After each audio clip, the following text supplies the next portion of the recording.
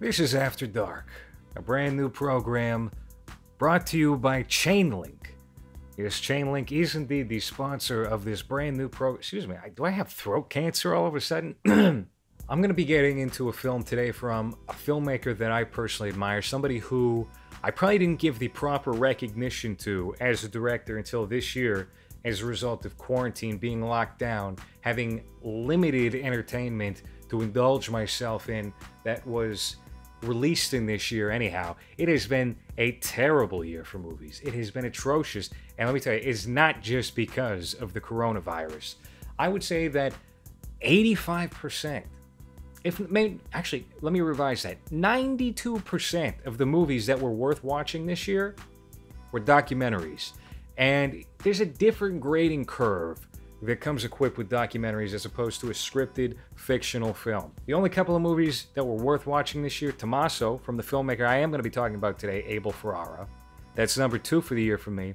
And number 1 was Family Romance LLC, a great Japanese-German-American film from Werner Herzog, who most people recognize today as some guest star on The Mandalorian. I don't know. I don't have Disney Plus. I don't know what his character's name is. You couldn't pay me to watch that shit. But today we're going to be talking about his first film, a movie that I only discovered recently because of the distributor Vinegar Syndrome. You see, we have seen an increase in all these boutique distributors that specialize in putting out niche films.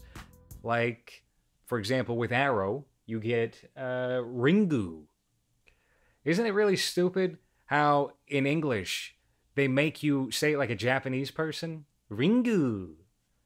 Howzu. No, it's Ring. We're going to call it Ring. It's a good movie. It's a good horror movie. Ends with techno music.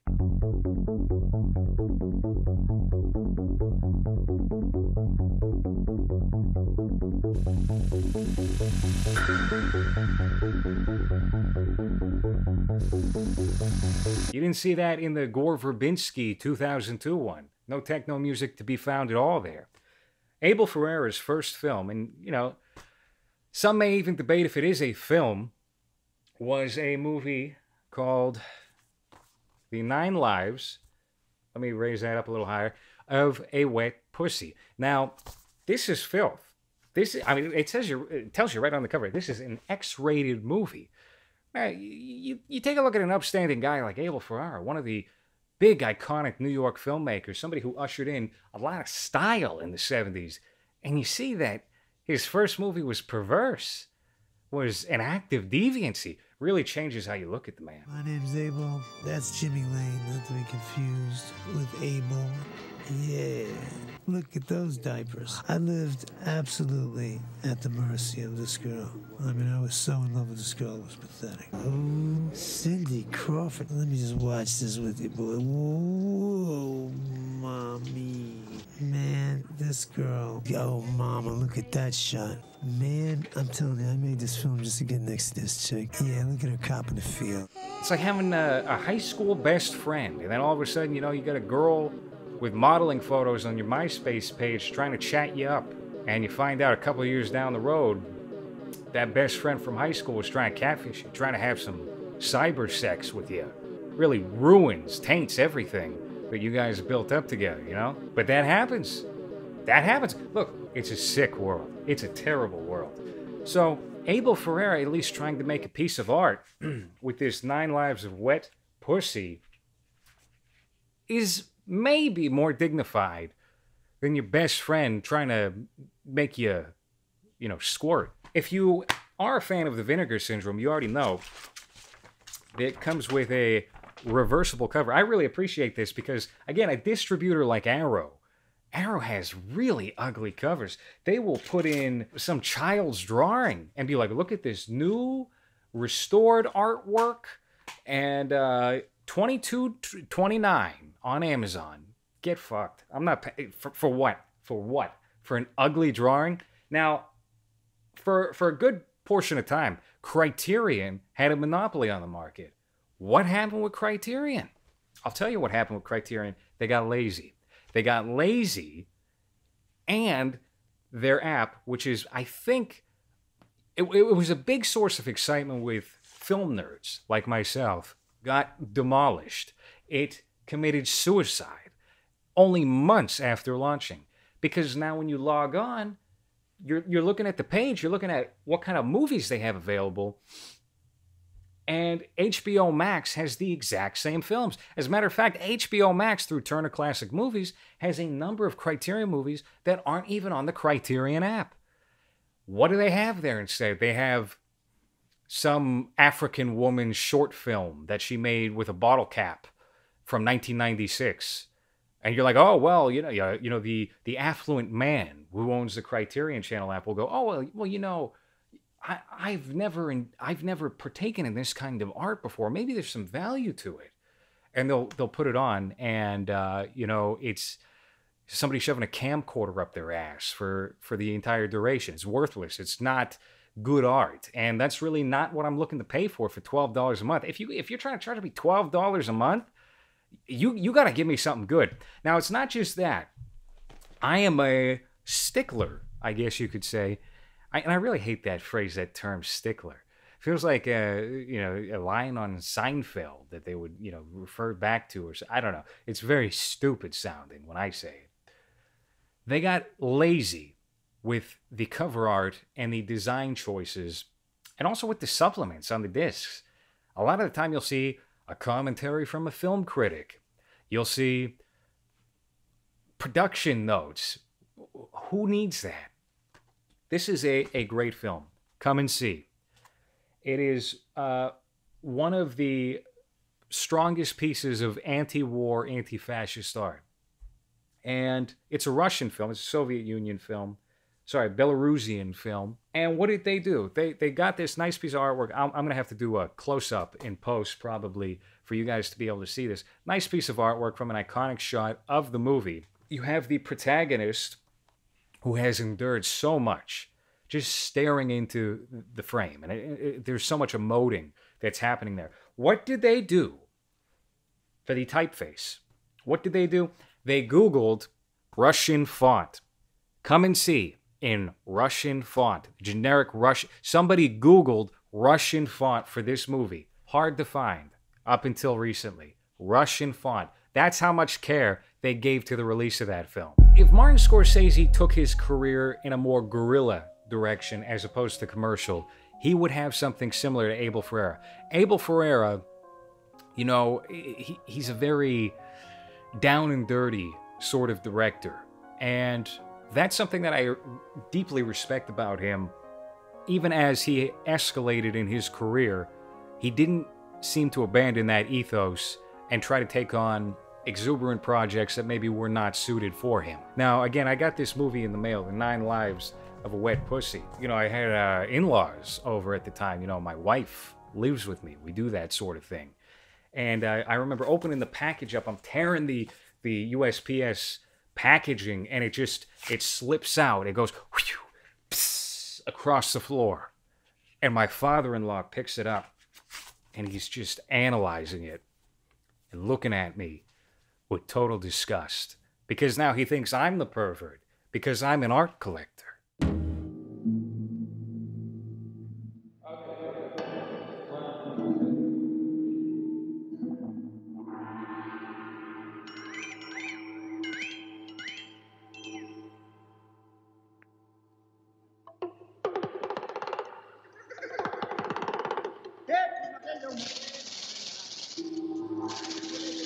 This is, again, debatably, maybe not his first film. What has been recognized as his legitimate first film to this point has been The Driller Killer. And The Driller Killer is a horror movie. It is one of the earliest slasher films. Sorry if I'm sniffling a lot. I didn't just do a line of Adderall before recording this. The Driller Killer was released in the late 70s, and he uses the same name that he uses in this film, The 9 Lives of Wet Pussy, and he does act in the movie. It's debatable whether or not he performs. To come in unto us after the manner of all the earth. Come, let us give our father wine to drink. Let us lie with him and preserve offspring from our father.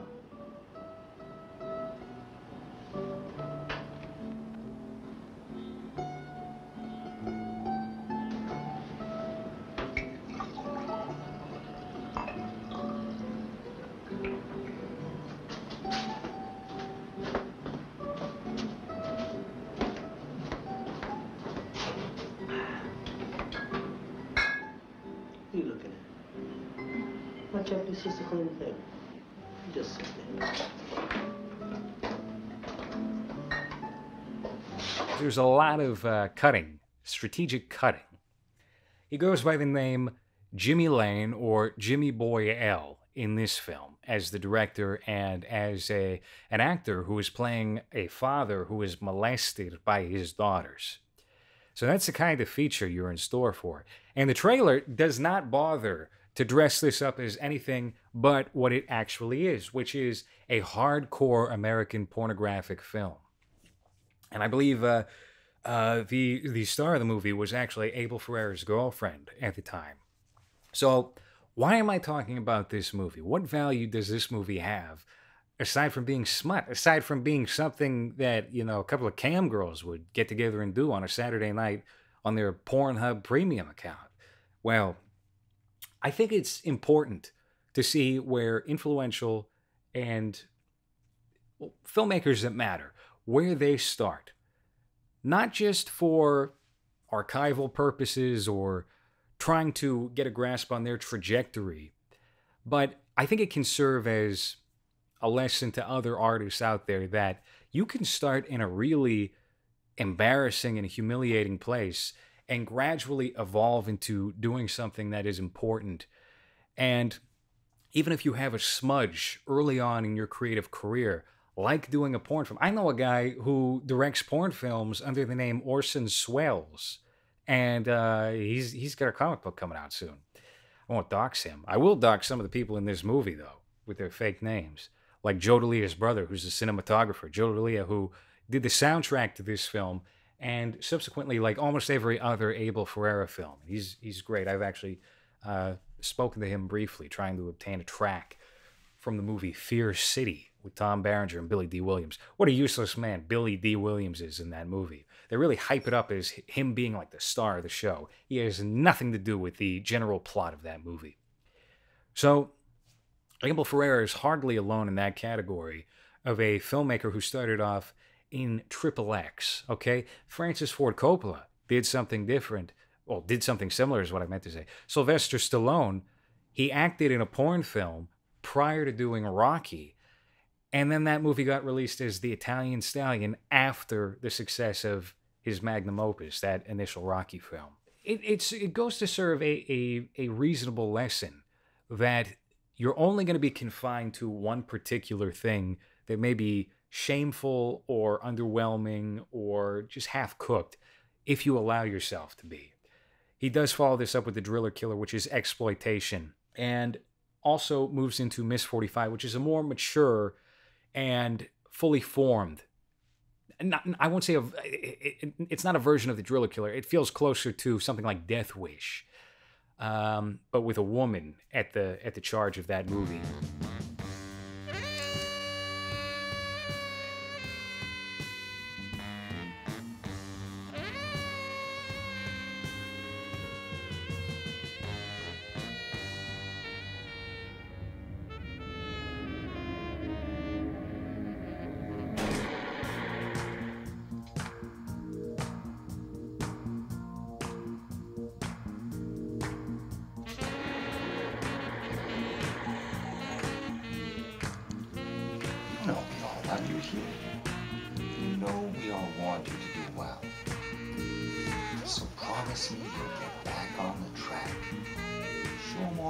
In your work, more spirit. Be like the other girls.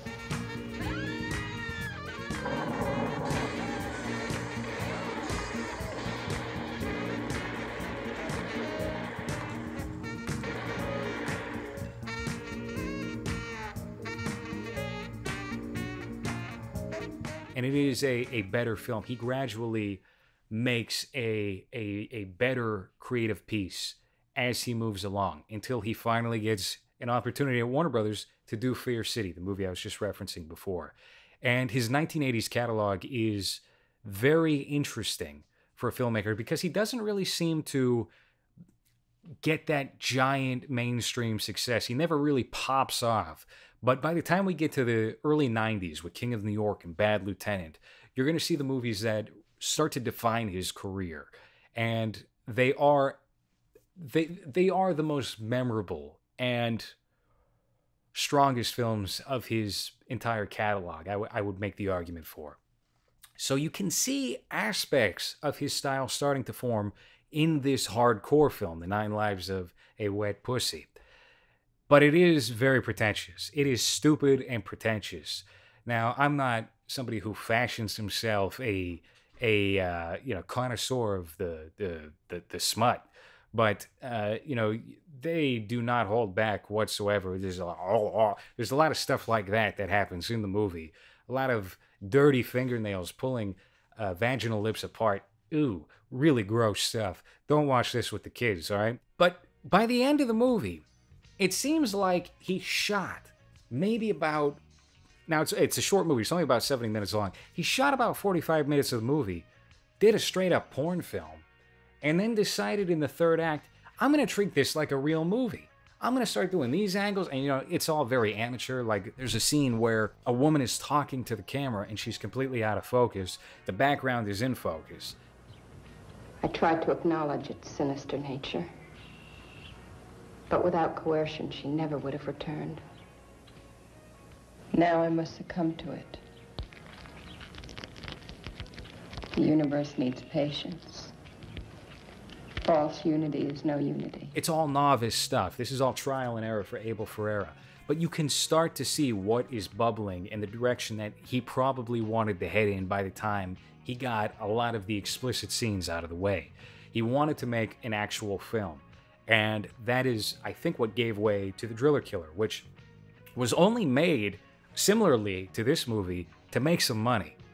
So, late 1970s, you could make your money back if you invested in a film camera, paid for the film to be developed, got some actors, and then released a horror movie into X amount of theaters. Just because there was less competition at that time than there might be now.